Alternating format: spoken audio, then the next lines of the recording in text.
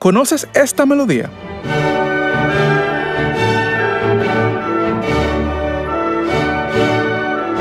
¿Y esta?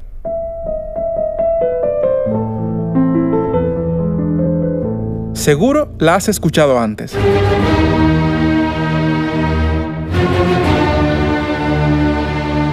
Entonces conoces al genio que rompió las estructuras de la música clásica y es todavía uno de los compositores más apasionantes y escuchados de la historia. Hablamos de Ludwig van Beethoven.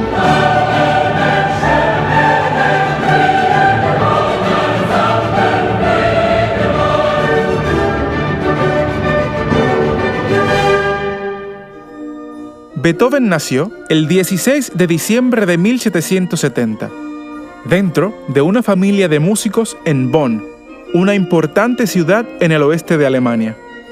Allí tuvo una infancia tormentosa, marcada por las frustraciones de su padre, un tenor y maestro de música que buscaba generar dinero con el talento de su hijo, como lo hacía Leopold Mozart con el pequeño Wolfgang. En 1783, con solo 13 años, Beethoven obtiene su primer empleo como organista de la corte real, en donde descubre la obra de Franz Joseph Haydn, Wolfgang Amadeus Mozart y Johann Sebastian Bach. En ese mismo año, Beethoven escribe sus primeras composiciones.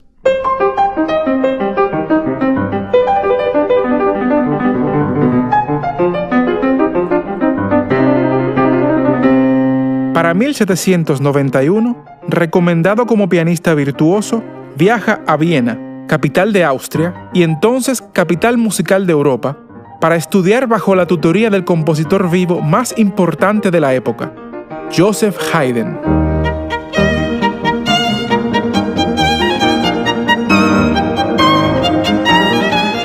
Sus composiciones hasta ese momento son un reflejo de la tradición clásica y las enseñanzas de sus maestros.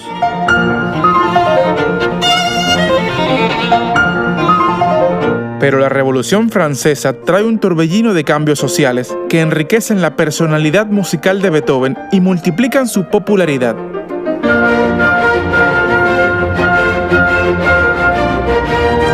Beethoven se había convertido en el nuevo y más emocionante compositor de la ciudad.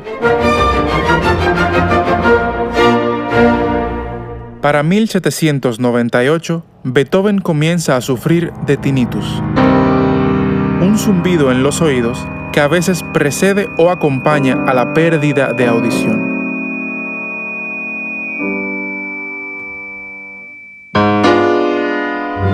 Aislado por la vergüenza que le producía esa condición que mantenía en secreto, trabajó con un nuevo sentido de urgencia y profundidad, asumiendo su mayor reto hasta ese momento, componer una sinfonía.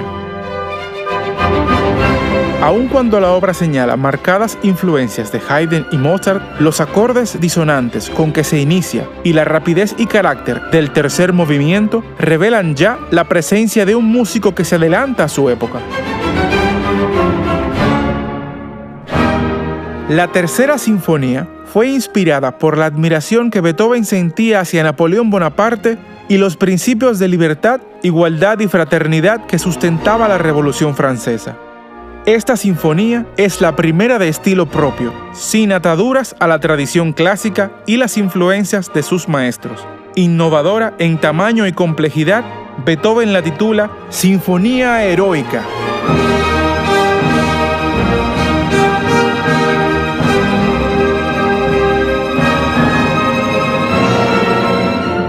En 1804, Napoleón se corona emperador de Francia y Beethoven, indignado, tacha la dedicatoria que había hecho a Napoleón, rompiendo la portada de su manuscrito.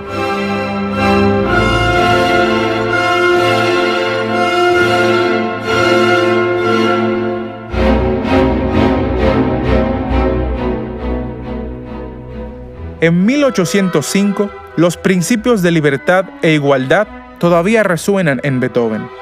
Y mientras las tropas napoleónicas recorren Europa, estrena su única ópera, Fidelio. Originalmente llamada Leonora, Fidelio es una obra llena de idealismo y fervor revolucionario. Una ópera de rescate, un género popular en aquella época en que por primera vez el héroe sería una mujer, Leonora, quien se disfraza de Fidelio para entrar a la cárcel y rescatar a su esposo, preso por razones políticas.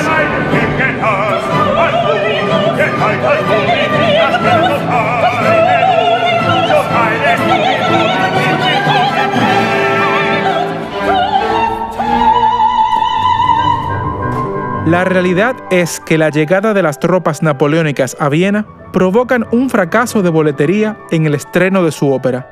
Pero cada derrota es combustible en la carrera de Beethoven, y la música escrita en estos años lo establecen como uno de los compositores más populares y aclamados.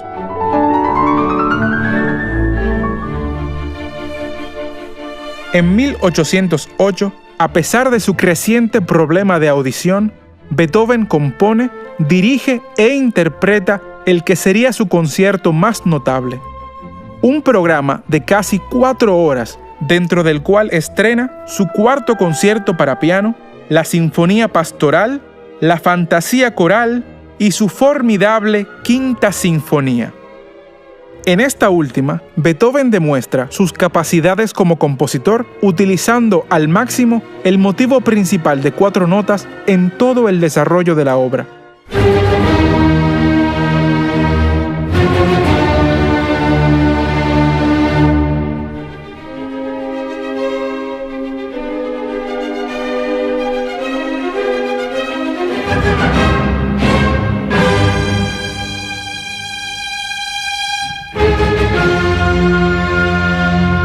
Fue de los primeros en utilizar pícolo, trombón y contrafagot en sus piezas orquestales, como este pasaje contrastante en el que Beethoven va creando tensión hacia un crescendo que resuelve en una modulación majestuosa.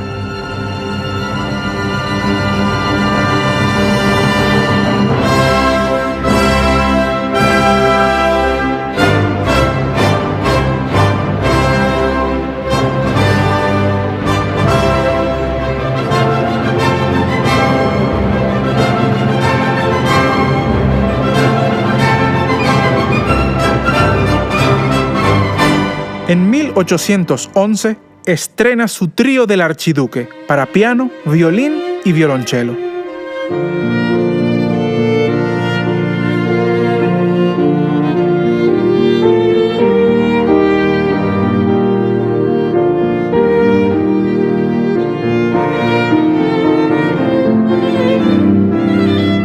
Pero su enfermedad había progresado tanto que ya no podía diferenciar el volumen al que tocaba, y no se distinguía la belleza de su música en su interpretación errática y estruendosa. Humillado y avergonzado, no volvería a tocar en público. Beethoven demandaba mucho de sí mismo y de los que lo rodeaban. Era un hombre moralmente estricto, solitario y atormentado. La muerte de su hermano Caspar, la terrible batalla legal por la custodia de su sobrino Franz y sus constantes desilusiones amorosas agudizan su depresión y empeora su condición auditiva. Su música se vuelve más intensa y compleja.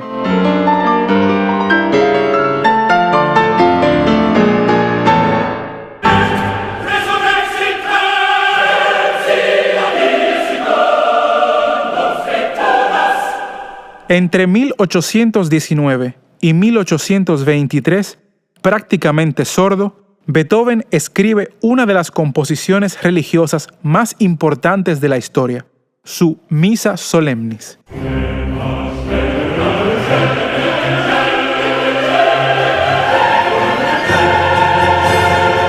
Dedicada a su mecenas más importante, alumno y amigo, el archiduque Rodolfo de Austria, esta obra es una representación musical de lo que Beethoven entiende debe ser una misa. La pieza requiere un gran coro mixto y una orquesta completa. Además, la complejidad técnica exige intérpretes virtuosos en las voces y los instrumentos solistas.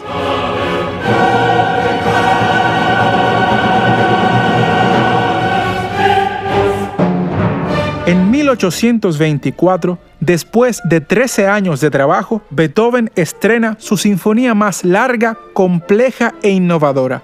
Un trabajo de optimismo rebosante que contrasta con la fuerte crisis por la que atravesaba el compositor. Parece como si Beethoven quisiera darle al mundo un ejemplo de cómo enfrentarse a la adversidad.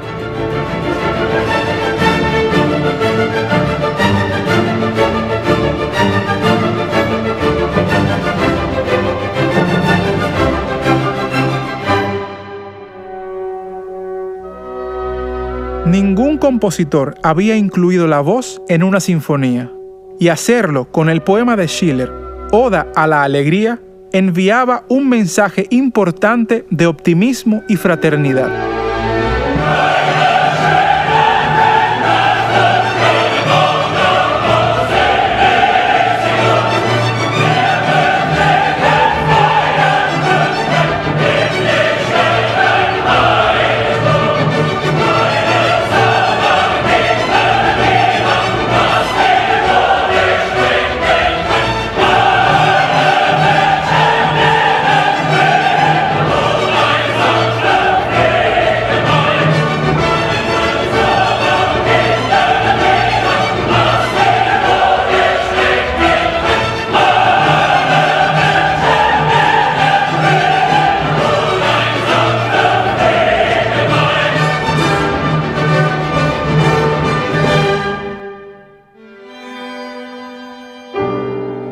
Ludwig van Beethoven dedicó el final de su vida a sus últimos cuartetos de cuerda y al estudio del contrapunto. En 1827, después de varios meses en cama, muere por complicaciones hepáticas en medio de una tormenta eléctrica. El coraje y la determinación de Beethoven fueron obvios. Supo responder cada golpe con más música, y mientras buscaba expresar algo nuevo y profundo con cada pieza, también se plasmaba a sí mismo. Su originalidad y poder dramático son un reflejo de sus propias experiencias de vida y de los tiempos de cambio y reajuste de poder que vivía Europa. Su trabajo sirvió de puente y punto de partida para la música del romanticismo, invitándonos todavía a expresarnos con los medios que tengamos a la mano, de forma creativa y original, sin comprometer nuestros ideales, revolucionando con la verdad.